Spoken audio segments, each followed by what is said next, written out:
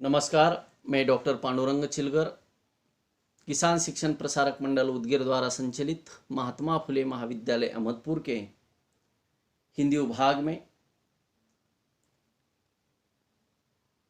सहायक प्राध्यापक के रूप में सेवारत हूँ।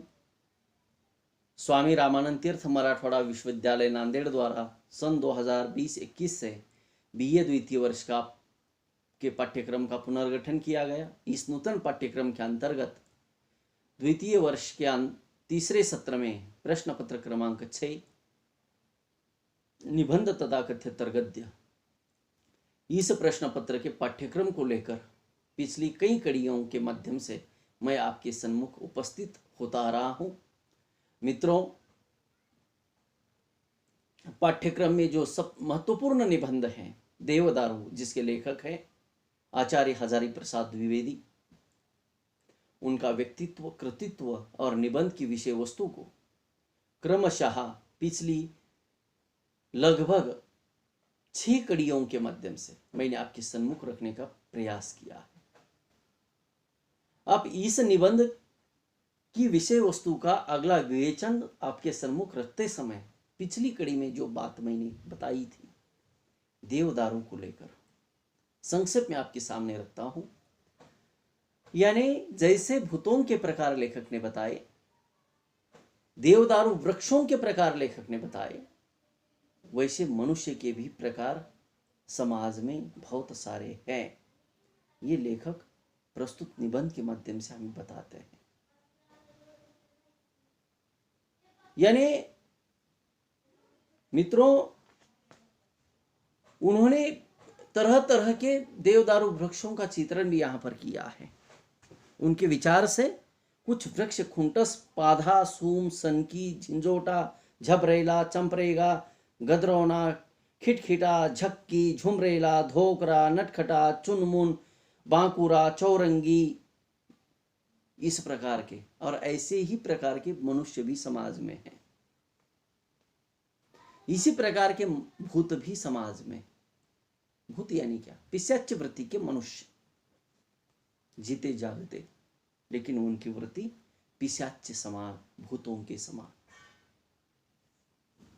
और ऐसे लोगों को भगाना है तो लेखक इस निबंध के माध्यम से बताना चाहते हैं, आप ज्ञानी है तो ज्ञानी के हाथ में वो कलम होनी चाहिए जिसके बलबूते पर मनुष्यता का पुनर्निर्माण किया जा सकता है। देवदारू वृक्ष की लकड़ी से ओझा या पंडित भूत भगाने की कथा सुनाते हैं, वो भी कथा लेखक ने यहां पर सुनाई।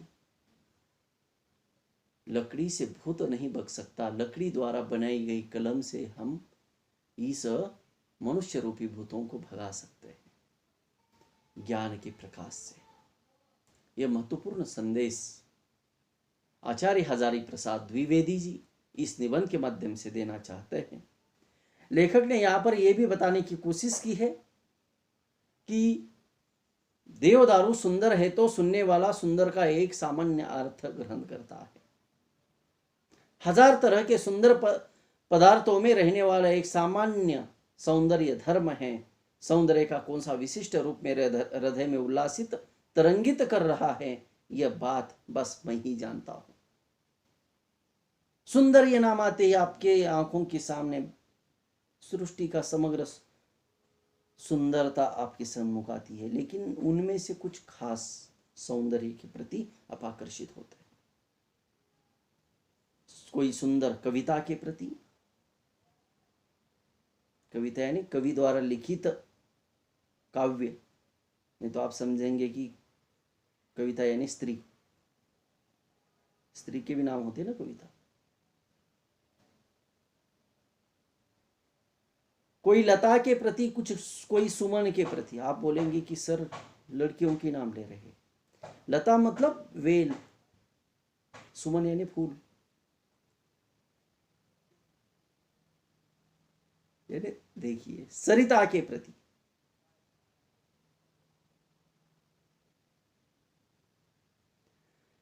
यानी एक सौंदर्य आपको सुंदर, इस सृष्टि में सुंदर क्या है ऐसा बोलते ही आप जिसके प्रति आकर्षित है उसके प्रति आपका ध्यान जाता है।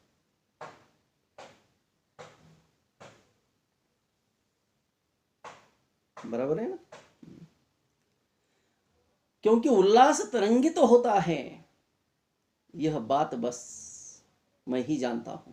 अगर मुझ में इस बात को कहने की शक्ति नहीं हुई तो वह गूंगे का गुड़ बनी रह जाएगी। जिसमें शक्ति होती है वह कवि कहलाता है। अनेक प्रकार के कौशल्य से वह इस बात को कहने का प्रयत्न करता है, फिर भी शब्दों का सहारा तो उसे लेना ही पड़ता है। शब्द सदा सामान्य अर्थ को प्रकट करते हैं, कवि विशिष्ट अर्थ देना चाहता है। वो छंदों के सहारे उपमान योजना के बल पर ध्वनि साम्य के द्वारा विशिष्ट अर्थ का साधारणीकरण करता है, तो भी क्या सब उसके विशिष्ट अर्थ को समझ पाते हैं? बिल्कुल नहीं। वह बड़ा भागी होता है, उसका भाग्य बहुत बड़ा होता है जो कि उस अर्थ को समझ सके। जिसके दिल की धड़कन कवि के दिल की धड़कन के साथ ताल मिल पाती है, वही उस कवि की बात को समझ सकता है। कवि के हृदय के साथ जिनका हृदय मिल जाता है, तार से तार मिले, वही सहृदयी कहलाया जाता है और वही कवि की बात को अपने जहन में उतारता है। देवदारू की उधर शिखा शोभा मेरे हृदय में एक विशेष उल्लास पैदा करती है। मेरे पास कवि कौशल्य नाम की चीज नहीं है। मैं अपने विशिष्ट अनुभवों का साधारणीकरण नहीं कर पा रहा हूँ। कवि होता तो कर लेता।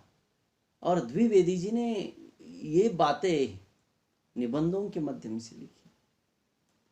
उपमानों की छेटा खड़ी कर देता, सरहृदय के चित्त को अपने चित्त के ताल पर नृत्य कराने योग्य छंद ढूंढ लेता, ध्वनियों की नियत संचारी समता का ऐसा समा बांधता कि सुनने वाले का मन मयूर की भांति नाच उठता। पर मेरे भाग्य में ये सब कुछ नहीं है, क्योंकि मैं बड़भागी नहीं हूं कि कवि के धड़कन की आवाज सुनूं, उनके हृदय के साथ मिल जाऊं। और निबंधकार कवि जैसे या कवि इतने सहृदय बिल्कुल नहीं होते। उनके पास भी शब्द सामर्थ्य होता है कवि से ज्यादा, लेकिन वे शब्दों से चोट करते हैं सीधी, निबंधकार। और कवि आह्लादात्मक तरह तरह के भावों की तरंगे निर्माण करता है, तरह तरह के भावों की।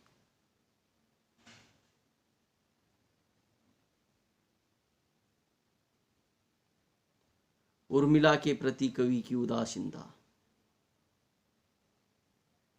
मैथिली शरण गुप्त का निबंध।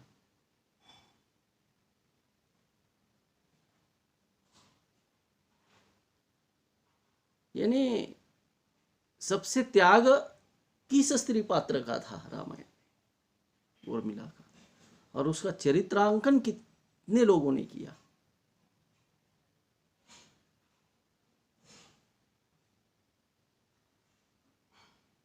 ये बहुत बड़ा प्रश्न है मित्रों। और वैसे ही यहां पर हजारी प्रसाद द्विवेदी वही बात कहते हैं कि मेरे पास कवि कौशल्य नाम की चीज नहीं है कि मैं उसको पकड़ूं। मैं अपने विशिष्ट अनुभवों का साधारणीकरण नहीं कर पा रहा हूं। कवि होता तो कर लेता, उपमानों की छटा खड़ी कर देता, सहृदय के चित्त को अपने चित्त के ताल पर नृत्य कराने योग्य छंद ढूंढ लेता, ध्वनियों की नियत संचारी समता का ऐसा समा बांधता कि सुनने वाले का मन मयूरी की भांति नाच उठता। पर मेरे भाग्य में ये सब कुछ नहीं है। केवल आंख फाड़ फाड़ कर देखता हूं, पाषाण की कठोर छाती भेद कर यह देवदारू न जाने किस पाताल से अपना रस खींच रहा है, और क्रम रहस्व छाया का वितान तानता हुआ उधर्व लोग की ओर किसी अज्ञात निर्देशक के तर्जनी संकेत की भांति कुछ दिखा रहा है। इतना भयानक ऊंचा वृक्ष, यह इतनी उंगलियां क्या क्यों ही उठी हुई है? क्या यूं ही उठी हुई है? कुछ बात है, अवश्य कुछ रहस्य है इसके पीछे। भीतर ही भीतर अनुभव कर रहा हूं, पर पता बता नहीं सकता उस मार्ग पर जाने का। ऐसी भाषा कहां है? हाय, मैं असमर्थ हूं, मूक हूं। मीमांसकों का एक संप्रदाय मानता था कि शब्द का अर्थ वहां तक जाता है जहां तक वक्ता उसे ले जाना चाहता है। शब्द का अर्थ वहां तक जाता है जहां तक वक्ता उसे ले जाना चाहता है, और श्रोता उस शब्द का अर्थ वहां तक ग्रहण करता है जहां तक उसकी सीमा समाप्त होती है। वक्ता की इच्छा को विवक्षा कहते हैं। ये लोग कहते हैं कि जब जैमिनी मुनि ने कहा था यत्पर शब्दः स शब्दार्थ, तो उनका यही मतलब था। मेरा रोम रोम अनुभव कर रहा है कि मुनि की बात का ऐसा अर्थ नहीं होना चाहिए। कहाँ विवक्षा इतनी दूर तक ले जाती है। सुंदर शब्द का प्रयोग करके मैं जो कहना चाहता हूँ, लेखक कहते हैं, सुंदर शब्द का प्रयोग करके मैं जो कहना चाहता हूँ वह कहाँ प्रकट हो पा रहा है। कहना तो बहुत चाहता हूँ, कोई समझे तो भी तो नहीं। शब्द उतना ही बता पाता है जितना लोग समझते हैं। वक्ता जो कहना चाहता है उतना कहाँ बता पाता है। वो दुनिया में कवियों की जो कदर है वह इसलिए है कि वे जो अनुभव करते हैं उसे श्रोता के चित्त में प्रविष्ट भी करा सकते हैं। प्रेषण धर्मिता उनके कहे का एक प्रधान गुण है। मैं नहीं पहुंचा पाता हूं उस अर्थ को जिसे मेरा मन अनुभव कर रहा है, क्योंकि मैं कवि नहीं हूं। कवि में इतना सामर्थ्य होता है। जो न देखे रवि वह देखे कवि, जहां न पहुंचे रवि वहां पहुंचे कवि। कवि का मन इतना चंचल होता है मित्रों, उस मन की गति को नापने वाला यंत्र आज के इस वैज्ञानिक आविष्कार के युग में भी निर्माण नहीं हो सका। इसलिए लेखक बार बार यह कहते हैं कि मैं उस अर्थ तक पहुंच नहीं पाता, अनुभव कर रहा हूं, लेकिन मैं उसका चित्रण नहीं कर सकता, क्योंकि मैं कवि नहीं हूं। क्योंकि मैं शब्दों और छंदों का ऐसा अस्त्र नहीं पाता हूं जो मेरे अनुभूतियों को लेकर तीर की तरह श्रोता के हृदय में चुभ जाए। अर्थ निश्चय ही वक्ता की इच्छा के अधीन नहीं है। वह सामाजिक स्वीकृति चाहता है, उसमें लय नहीं, संगीत नहीं, नाद नहीं, गति नहीं। वह स्थिर है। शब्दों के गतिशील आवेश से वह हिलता है, भरभराता है, नए नए परिवेश में सजता है और तब कहीं नया अर्थ पैदा करता है। अर्थ में लय नहीं होता, वह लय के सहारे नया अर्थ देता है। लेकिन देवदारू है शानदार वृक्ष, देवदारू है शानदार वृक्ष, और उस शानदार वृक्ष को लेकर लेखक ने जो बात कही है, उस बात को किसी नाप में नापना, किसी शब्दों के साथ उसकी तुलना करना, किसी शब्द के अर्थ के साथ उसको जोड़ना बहुत कठिन है मित्रों। एक प्रतिभा संपन्न एक ऐसा निबंधकार कवि न होने का खेद व्यक्त करता है, तो देखिए आचार्य हजारी प्रसाद द्विवेदी की दृष्टि से कवि का सामर्थ्य कितना बड़ा हो। वे एक आचार्य हैं, समीक्षक हैं, आलोचक हैं। विभिन्न कवियों की कविताओं का पोस्टमार्टम उन्होंने किया, चिकित्सक है वो। कबीर जैसे कवि को भी नहीं छोड़ा, कबीर किसी की पकड़ में नहीं आए, लेकिन हजारी प्रसाद द्विवेदी ने कबीर के दोहों की और पदों की सही विवेचना की। ऐसा महान कवि संत कबीर, शब्द का बादशाह, भाषा के डिटेक्टर जिनको कहा जाता है,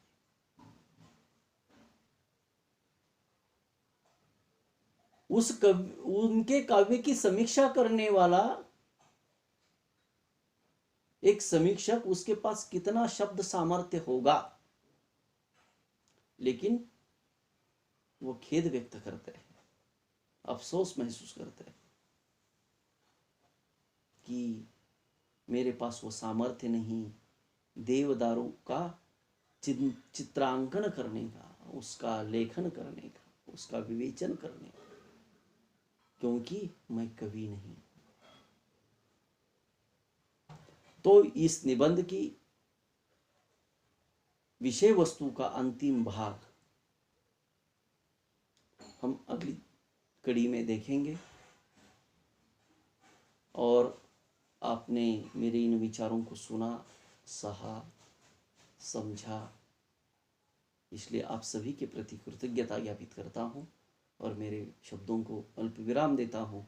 हम पुनः मिलेंगे देवदारू निबंध की शेष भाग को लेकर विवेचन के साथ। धन्यवाद।